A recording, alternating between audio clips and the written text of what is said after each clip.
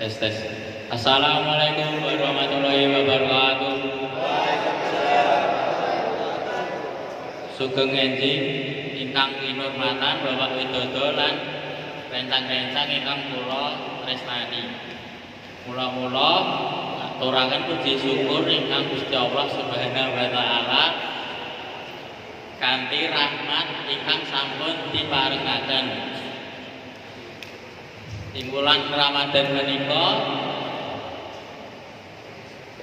ingkang sae kangge ngowaki awake dhewe dados langkung sae.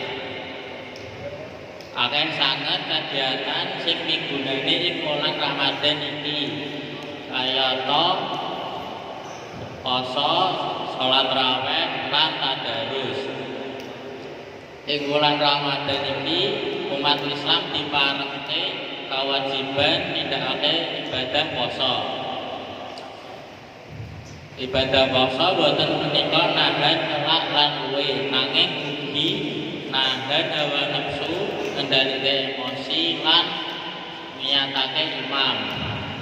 Nanging wonten satunggaling tumindak ingkang asring kita mireng yaiku tumindak mokel.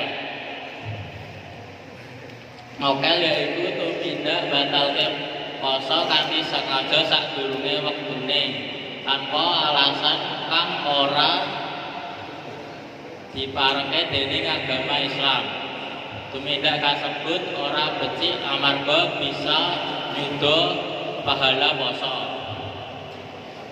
Rencang-rencang kula godaan poso iku akeh sanget kayata nahan elak lan luwe. Nanging iki dhewe dilatih supaya bisa sabar lan kuat iman.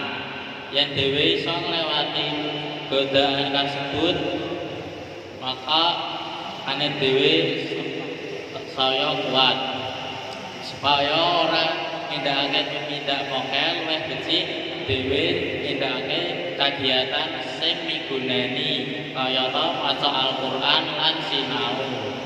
Mugi-mugi ing wulan Ramadan iki dhewe isa nindakake poso kanthi becik lan kajaga saka tumindak mokel.